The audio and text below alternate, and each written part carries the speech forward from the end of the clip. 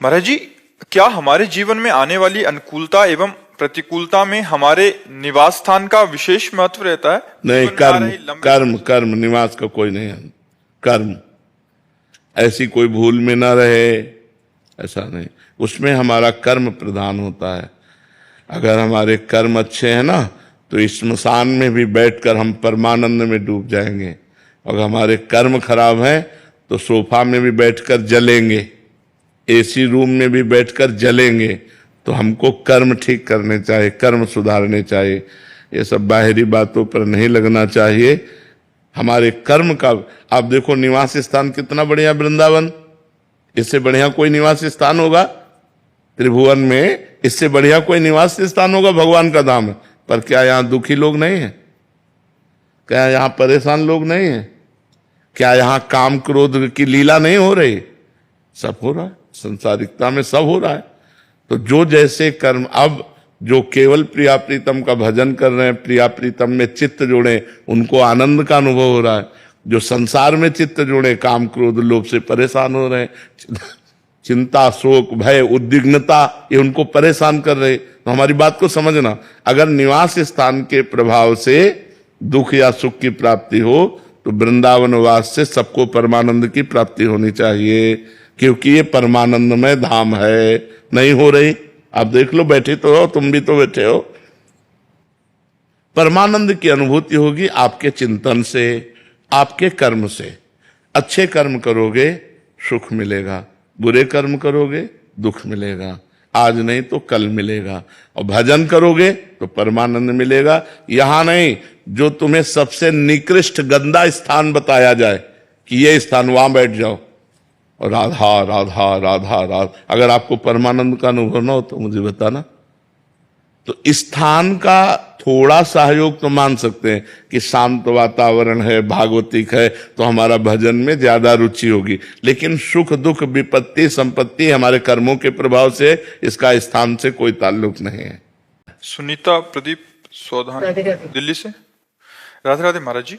महाराज जी, हम हर महीने अपने व्यापार से कुछ धनराशि निकालकर महाकाल जी के लिए निकालते हैं, तो क्या ये राशि मुझे महाकाल मंदिर में ही भेंट करनी चाहिए या किसी और सात्विक कार्य में भी दान स्वरूप? कर सकते हैं, सात्विक दान में भी कर सकते हैं।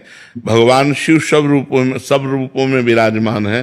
जैसे कोई बीमार आदमी, गरीब आदमी अस्पताल में भर्ती, अब दवा के लिए बड़ी समस्या है, अगर ऐसी खबर मिलती है तो हम और पैसे मिला करके भगवान शिव के नाम से जो रखे थे वो उसको दे देते हैं। जैसे जहाँ गौशालाओं में गौओं की सेवा की अव्यवस्था है, हम वहाँ गौशाला में दे देते हैं। अगर हम ऐसी व्यवस्थाओं में दे देते हैं, वो शिव पूजा ही मानी जाएगी, वो महाकाल की ही पूजा मानी जाएगी। वही सब रूपों में विराजमान है। सब चराचर जगत में माता पार्वती और भगवान शिव ही विराजमान है। जितनी स्त्री स्वरूप हैं सब देवी स्वरूप है, और जितने पुरुष स्वरूप हैं सब शिव स्वरूप है। अपने स्वरूप को न जानने के कारण ही ये गंदे आचरणों में फंस गए ने। सब जीव ही शिवा, शिव ही जीवा। वही है, जो जीवा है वही शिवा है, और जो शिवा है वही जीवा है, कोई अंतर नहीं है। महिमा सिंह जी। राधे राधे महाराज जी। महाराज जी, यदि मैं किसी ज्यादा गरीब को देखती हूँ तो रोना आता है और ज्यादा अमीर को देखती हूँ तो रोना आता है, तो महाराज जी इसका कारण क्या है? तो वैसे सबको चाहिए दुखी को देखकर दुखी हो जाना। इतनी मनुष्यता तो चाहिए कि किसी के भी दुख में हम दुखी हो जाएं और उपाय सोचें कि इसको हम कैसे सुख पहुंचाएं। अगर इतनी बात है तो ये मनुष्यता है, ये राक्षसीपना है। किसी के सुख में हम उस दुखी होकर उसे दुख प्रदान करने की भावना करना, और किसी के दुख में हम दुखी होकर उसे सुख प्रदान की, ये मनुष्यता है। और सुख दुख दोनों से परे उसे भगवान का स्वरूप समझकर सेवा करना, ये भागवतिकता है, ये देवत्व है। तो हमें चाहिए कि कम से कम मनुष्यत्व तो ले आवे, तो अच्छी बात है। जो दुख में है उनके दुख में द्रवित होकर रोना चाहिए, और उनके दुख की निवृत्ति के लिए उपाय सोचना चाहिए। मन वचन कर्म से यदि हम में कोई सामर्थ्य है तो हम उसकी दुख निवृत्ति जरूर करें। यह हमारी मनुष्यता है। मनुष्यता का यही फल है कि हम दूसरों के दुख में दुखी हो जाएं और दूसरों की दुख निवृत्ति का उपाय करें। अजय जी।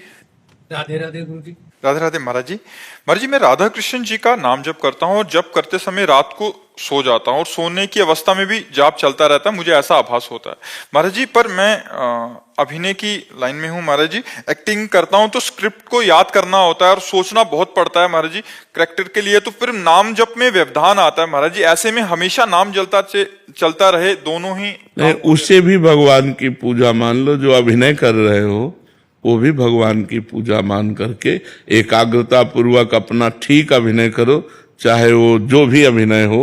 वो भगवान ने संसार रूपी रंगमंच पर सबको अभिनय दे रखा है और आपको भी दे रखा है, तो अपने अभिनय को भगवान की पूजा मान लो। तो जैसे 2 घंटे हम अभिनय किया और 2 घंटे बाद हे श्री कृष्ण करुणामय कृपामय, ये 2 घंटे का समय जो संसार की लीला में गया वो मैं आपको समर्पित करता हूं, तो एक कर्म समर्पण भी आपका भजन बन जाएगा। नहीं तो एकाग्रता तो अपने अपने कर्मों में करनी ही पड़ेगी, और जब एकाग्रता करेंगे तो नाम छूट जाएगा। जैसे पढ़ाई है या ऑफिस का कार्य है या कोई भी कार्य है, जब हम एकाग्रता पूर्वक करते हैं तो भगवान का नाम का विस्मरण हो जाता है, तो उस समय हम उस कर्म को भी भगवान को समर्पित कर देते हैं, जिससे वो भजन बन जाता है। राहुल सोनी जी, सागर।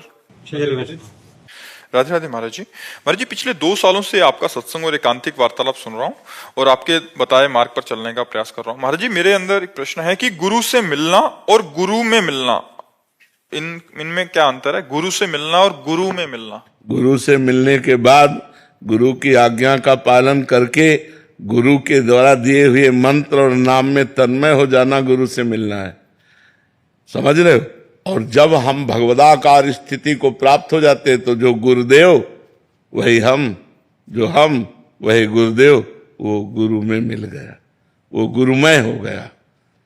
गुरु और शिष्य का भेद तब तक रहता है जब तक अज्ञान रहता है, और जहां अज्ञान निवृत्त हुआ तो जो गुरुदेव हमारी आत्मा है वही हमारे हृदय में स्फुरित हो जाते हैं। तो गुरु से मिलना और गुरु में मिलना, गुरु में मिलना का मतलब होता है सिद्ध पुरुष, और गुरु से मिलने का मतलब होता है साधक। साधक गुरु से मिलता है, और जब गुरु के द्वारा बताई हुई साधना में परिपक्व अवस्था को प्राप्त होता है तो गुरु में मिल जाता है, वो गुरुमय हो जाता है, वो गुरु स्वरूप हो जाता है। किसका प्रश्न था, बात समझे आप? महाराज जी, एक ये था कि हम मतलब साधना में चल रहे हैं और अपने इष्ट राधा वल्लभ जी की, अपने गुरुदेव भगवान की और आचार्य महाप्रभु की छवि विराजमान की है, राधा नाम विराजमान की और युगल सरकार की, तो उसकी उपासना कर रहे हैं, लेकिन अभी दीक्षा प्राप्त नहीं हुई है, तो ये अपराध तो नहीं? नहीं नहीं, ये तो सौभाग्य है, अपराध नहीं। खूब सेवा करो, खूब सेवा करो।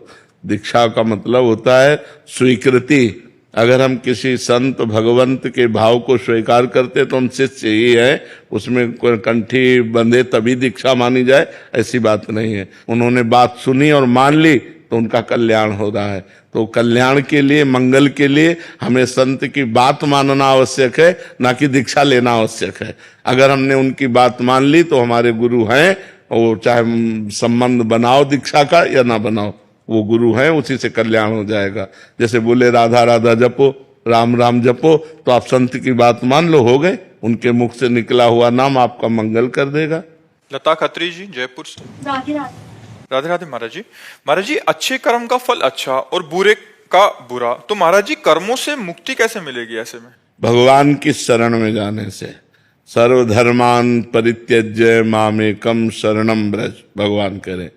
समस्त अधर्मों का त्याग करके धर्म को स्वीकार किया जाता है, और लोक धर्मों का त्याग करके भागवत धर्म स्वीकार किया जाता है।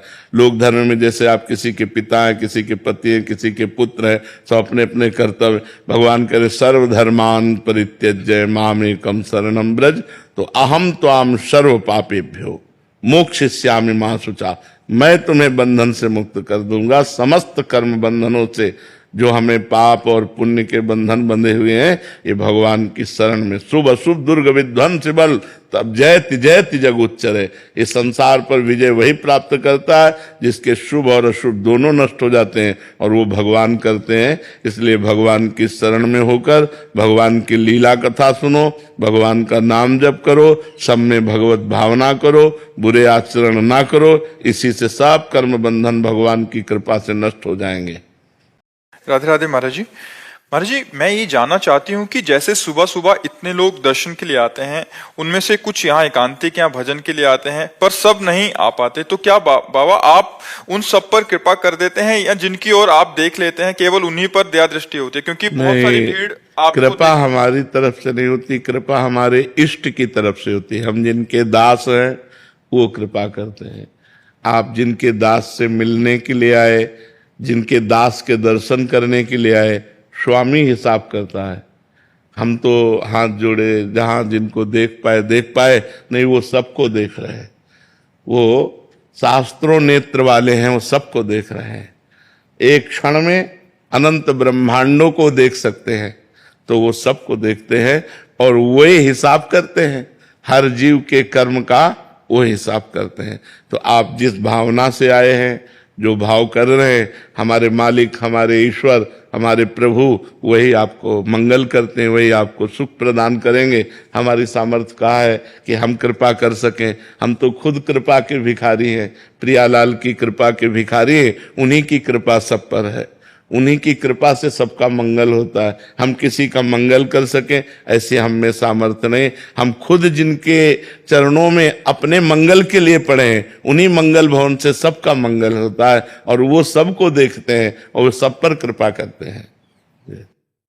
बबली रानी जी हरियाणा से। राधे राधे। राधे राधे महाराज जी। ओम दीक्षित जी। राधे राधे गुरु। राधे राधे महाराज जी। महाराज जी, मेरा प्रश्न है कि अगर हमारे अंदर भाव ना हो और केवल हम वाणी से कहें और रटते रहें कि श्री जी मेरी हैं, श्री जी मेरे हैं, तो क्या श्री जी हमें भाव आ जाएगा? यहां का एक जादू है, तुम करके देखना। किसी एक ऐसे व्यक्ति से जिससे बिल्कुल प्यार नहीं है, और उसे रोज कहो मैं तुम्हें बहुत प्यार करता हूं, तुम्हारे बिना जी नहीं सकता, रोज एक बार कहो, और 2 महीना के बाद देखो उससे हटके अगर ऐसा लगने न लगे कि मैं उसके बिना जी नहीं सकता, तो हमें बता देना। भृंगी कीड़ा एक कीड़े को लाके अपने मिट्टी के घरौंदे में रखता है और ऐसे डंक मारता है, और भन, तो वो जो डंक मारने से उसकी पूरी एकाग्रता उस भृंगी की तरफ जाती है, और भन, वो उसी का चिंतन करने लगता है। बिना शरीर छोड़े अन्य जाति का कीड़ा भृंगी कीड़ा बन जाता है।